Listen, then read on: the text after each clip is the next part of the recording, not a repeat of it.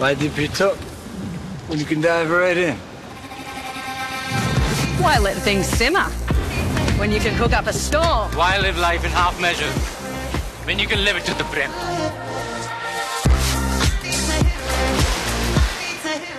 राष्ट्रवादी शरद पवार पक्षाचे उमेदवार अणुशक्ती नगरचे उमेदवार फहाद अहमद संजय राऊत यांच्या भेटीसाठी दाखल झालेले आहेत. आपण त्यांच्याशी बातचीत करणार आहोत.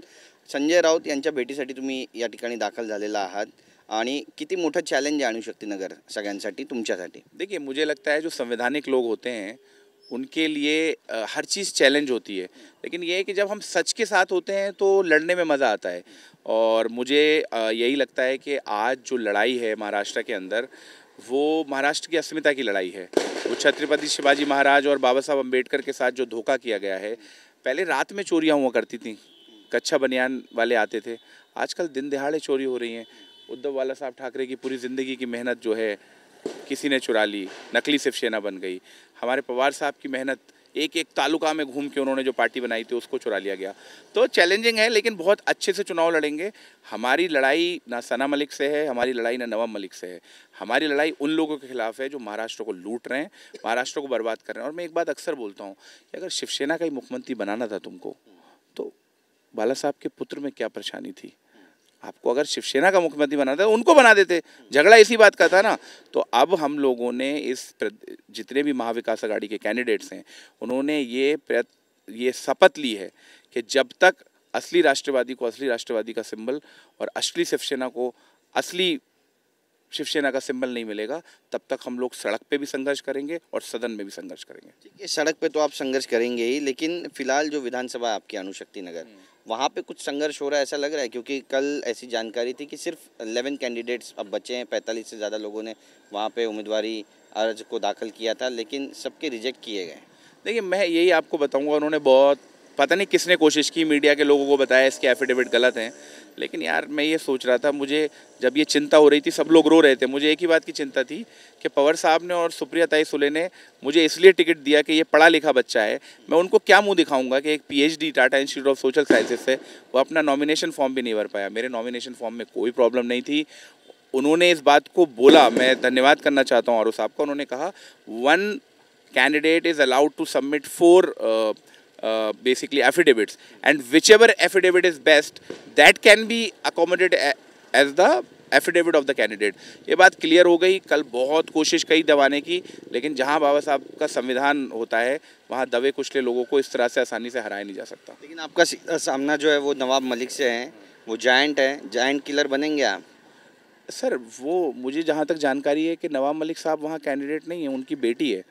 तो मेरा मुकाबला हुआ तो बेटी से हुआ ना, लेकिन वो मेरी बहन है, तो मैं उससे अपना मुकाबला नहीं मान रहा हूँ. मैं मान रहा हूँ मुकाबला कि जो लोगों ने महाराष्ट्र को लूटा है, जिस बीजेपी ने महाराष्ट्र को कमज़ोर किया है, जिस बीजेपी ने एक हिंदू को मुसलमान से अलग किया है, उन सबको जोड़ने का, महाराष्ट्र में छत्रपति शिवाजी महाराज का महाराष्ट्र बनाने के लिए हमारी जो है लड़ाई है. नवाब भाई तो अणुशक्ति नगर मानको शिवाजी नगर. लेकिन सना मलिक जी तो सिर्फ चेहरा है ना, उनके पीछे जो माइंड है वो तो नवाब भाई का ही है. नहीं, मुझे लगता है कि वो एक महिला है, इसलिए ऐसा नहीं बोलना चाहिए.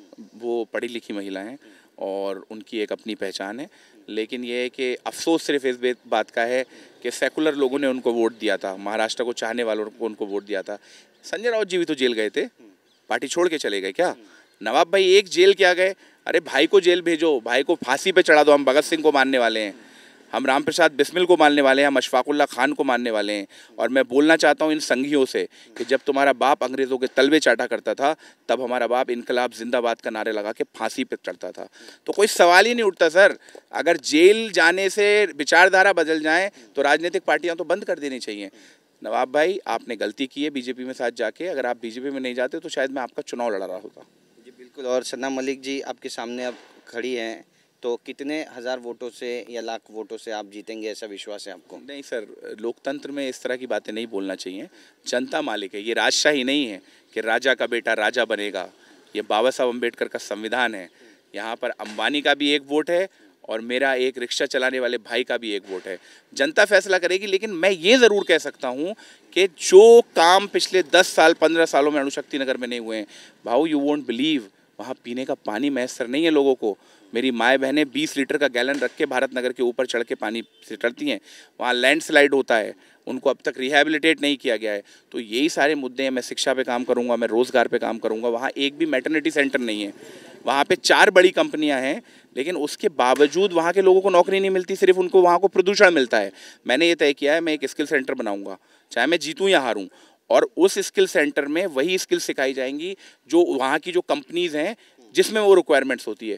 मेरे पास पूरा एक विजन है, एक प्लान है।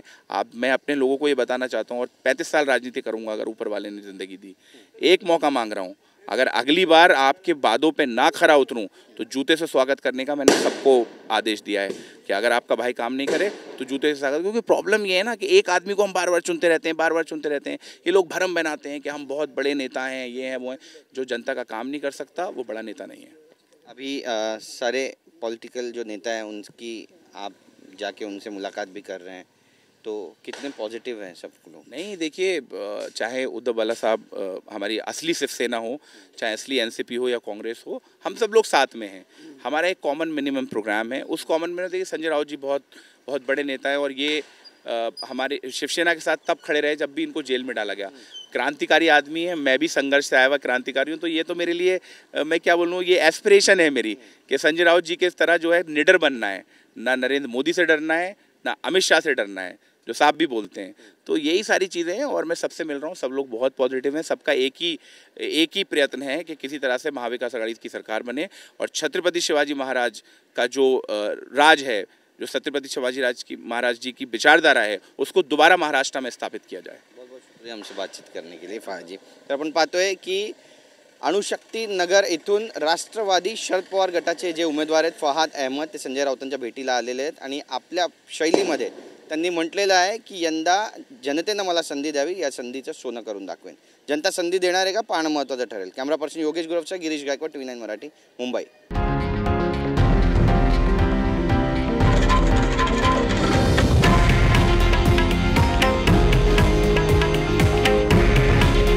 हे आहे देशातील नंबर 1 न्यूज नेटवर्क, आणि आपण पाहत आहात TV9 मराठी। काळजी तुमची, हित महाराष्ट्राचं।